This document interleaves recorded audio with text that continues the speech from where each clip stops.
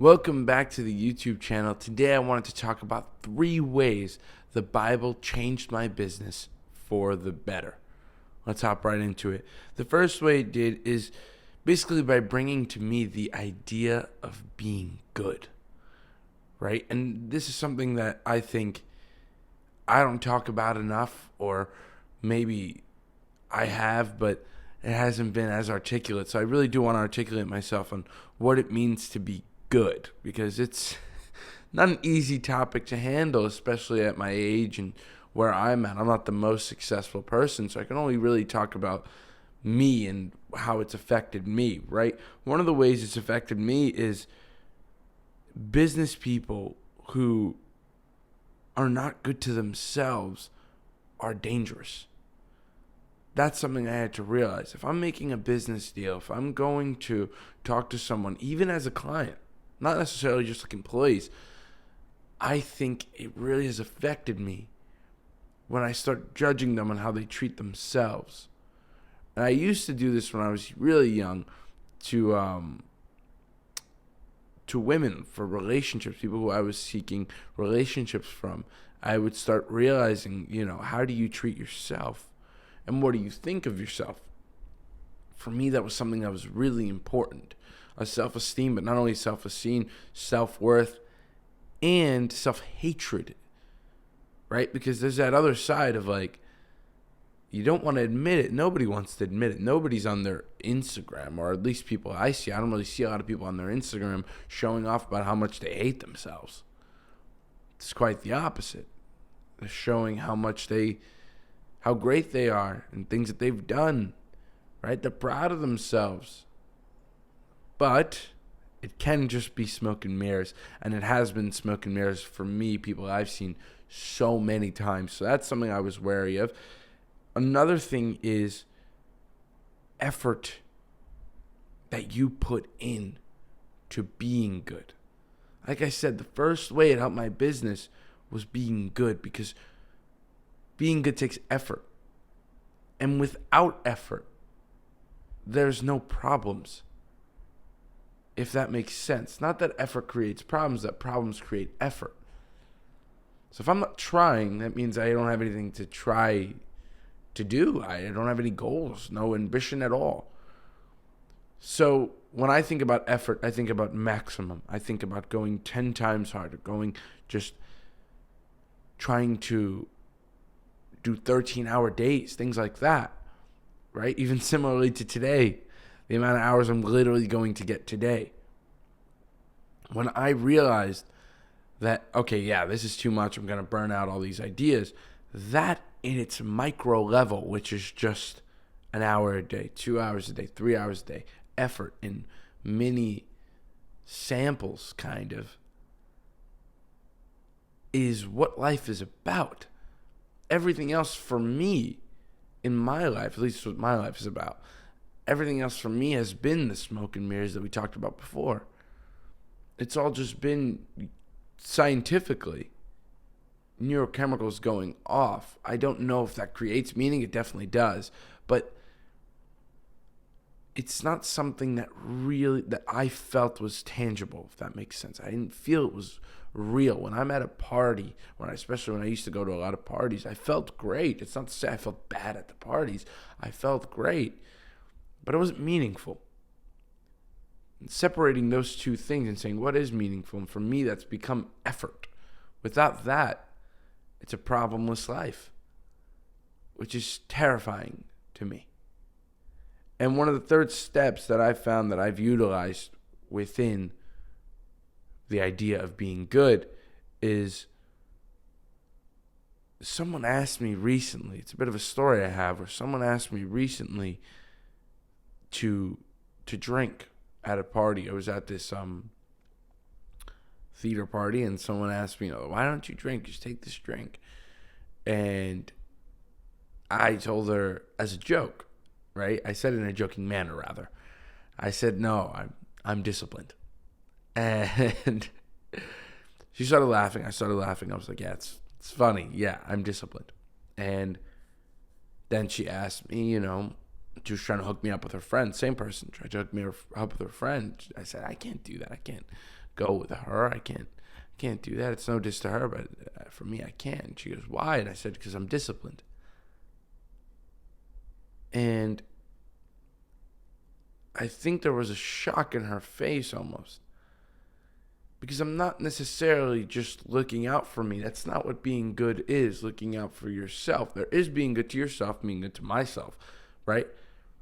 But maybe also being good to myself is also being good to others. It kind of falls under the same umbrella. Because that girl she was trying to hook me up with, I knew it would be better off if she didn't go for someone like me. I could tell you'd be better off. Even if she had thought the girl was very interested in me and she thought, she would tell me that, I'm not the person. I can look at this from a third party point of view and say, this is not going to work because I know me. And from the little bit that I know of you, it doesn't seem like this could work. So, like I said, being good to myself is also being good to others. It's not just getting what I want, which was material things like the fact that girl was very good looking or things like that. Despite that, I still think you're not for me. And vice versa, I'm not for you. You can do subjectively better for you. You know what I mean? You can get with somebody that's better for you. So don't make an impulse decision. Leave it. Like the drinking, an impulse decision. It's not that I didn't want to drink. It's not that I was opposed. I was just, I'm not that person. I think the Bible really taught me that. How the Bible comes into this, the Bible really taught me that because it changed my perspective of what it means to be good. Right? I think when I see how extreme Jesus was, and I see myself in comparison, or I see anybody I've ever met ever in comparison to that human or God, whatever your opinion is, that human or God, he is this. He's kind of, I think they definitely took inspiration from this. It's kind of similar to the idea of the Batman, where Batman is this character that's so disciplined and not to say he's not conflicted. He's conflicted, but indecision. Batman is to the extreme. He has all the money in the world. He can do whatever he wants. He has power. But instead he decides to put on this mask. Because for him, putting on the mask is when he's the billionaire, not when he's the superhero. Right? I definitely think Batman took inspiration from that to a certain extent. I think the way I looked at Batman is similarly to the way I think of Jesus, somebody who would help despite everything going on in their own lives. They would still help. Moving on to step number 2. Step number 2 is the difference between words and decisions.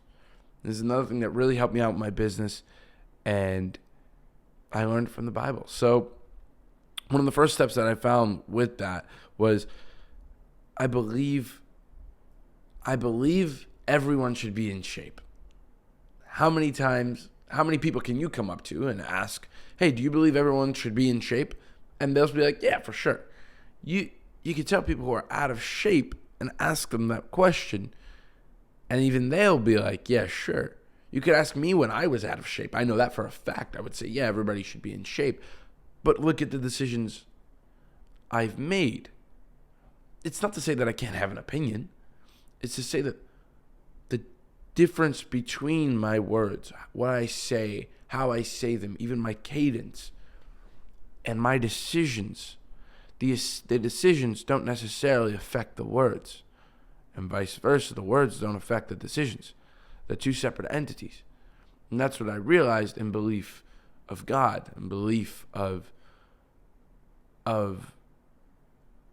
religion helping you or helping me. What I had realized and what I am realizing till this day is that decision is the most crucial almost choice we are given every day especially us fortunate ones in America, right? Or maybe you're not as fortunate, but people who grew up, let's say, similarly to how I grew up. I make decisions every single day. It goes to show that your life is somewhat in your own hands. It's somewhat. Right? Because those are decisions on repeat. That consistency gets to a result. No matter what you do. And weight is such an interesting and easy topic to talk about within this. Because it's very objective. If I eat X amount of calories and don't burn X amount of calories, then guess what's going to happen? I'm going to gain weight, and I'm not going to burn fat, right? I'm not going to build muscle, just not going to happen. So when I say that everybody should be in shape, but I don't work out, I say everybody should work out, I don't work out. I say everybody should diet, but I don't diet. Why am I the exception? I'm not. Right? Whereas someone that says, I don't know, it depends. Maybe you should diet, maybe you shouldn't, but is in shape, they seem to have more of an option. You know what I mean? They're less hypocrites because of the decisions they've made. Because that's one of the very few things that's objective in this life. Decisions. It's true. And, words. I was talking to my brother pretty recently, and we were talking about kind of like this little argument, it was very little, but about stupid stuff. You know what I mean? Nothing important. That's why I could have this perspective of seeing this conversation, seeing it unfold. And eventually he had said something that was pretty painful. It kind of hit me. And I was like, whoa, why did he say that? I thought to myself, why did he say that? But before I even thought, I said something back. And it was too late. Because words can be painful. How I relate this to the Bible, and what I've learned is that although words can be painful, decisions, those hurt. Those hurt. I could look at relationships where it was a toxic relationship that I would see with my friends or things like that, and they would have a girlfriend, let's say, but when that girlfriend cheats, that decision hurts and will forever hurt. The pain of words, I always thought, is some of the most scary ideas ever. And it's not to say words aren't decisions. Words are decisions. But when an act is made, when an act of not just sin, when an act of hellish behavior, betrayal happens, and I don't know if it has happened with you guys, when that happens, your body almost becomes shriveled. You know what I mean? I know that happened with me a bunch. And through this, I learned that although words and decisions go hand in hand, because, like I said, words are decisions, there's a big difference between the two. And now, the third way I think the Bible has helped my business and will help my business is to give more than I take. I've talked about greed a bunch on podcast. I talked about some of these things at length, but really giving more than I take, I think, is something that's my business model at this point. I don't want to be stepping over dollars to pick up dimes. You know what I mean? I don't want to just be trying to get the quick buck. You know what I mean? Trying to have the right timing and time the market for my own greed. That's not what I'm trying to do. I'm trying to help rappers. You know what I mean? I'm trying to help these people with the problem that I think they had, because I used to have that problem. And maybe, just maybe, it will help. And I can change or move somebody one step forward. Even if it's a mini step, still one step forward in the right direction. You know, who cares if you're 30 steps forward in the wrong one? You know what I mean? It doesn't matter. Just as long as I always had that mindset of just, as long as I'm in the right direction, I'll find a way. As long as I really do believe I can help, which I really do believe, you can see it in my eyes. I really do believe I can help, and I really want to help. You know what I mean? Like, I don't just want the money. You know what I mean? It took me a while to really not just want the money. To say, this can take however long this is going to take, as long as I help. That moves me. You know what I mean? And hopefully that moves the business forward, and I really do think it will. Although it hasn't helped a lot, I think this is a long-term game. This is an infinite game. See me in 2037. Right? See this YouTube channel in 2037. Where we'll be at. You know, I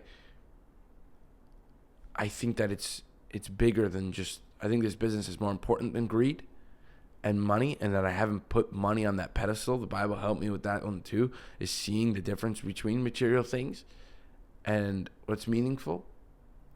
And money was one of those things where giving is just more meaningful to me than money. And what's more meaningful to me has influenced my decisions a lot more after starting this business. Because they always tell you when your back's against the wall, you never know when your back's against the wall. And as my back has been against the wall more than it ever has been in my life, I'm starting to realize I want to give even more, because now I understand. I want to get rich. I don't want to get rich quick at all. You know what I mean? I don't care about that. Now that my back's against the wall, now that I see people's backs against the wall. It doesn't matter to me to get rich quick. It matters to get wealthy. No matter how long it takes, to be wealthy, to act as someone who is of, not just of abundance, but that is of care and meaning and the reasons why I keep on going in the first place.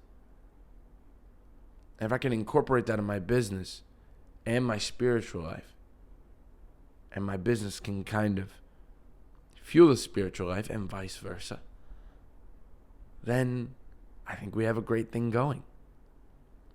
On that note, I'm going to end the YouTube video here. Hopefully you guys enjoyed, and if you did, consider watching another one. I come out with these every single day. So, see you next time.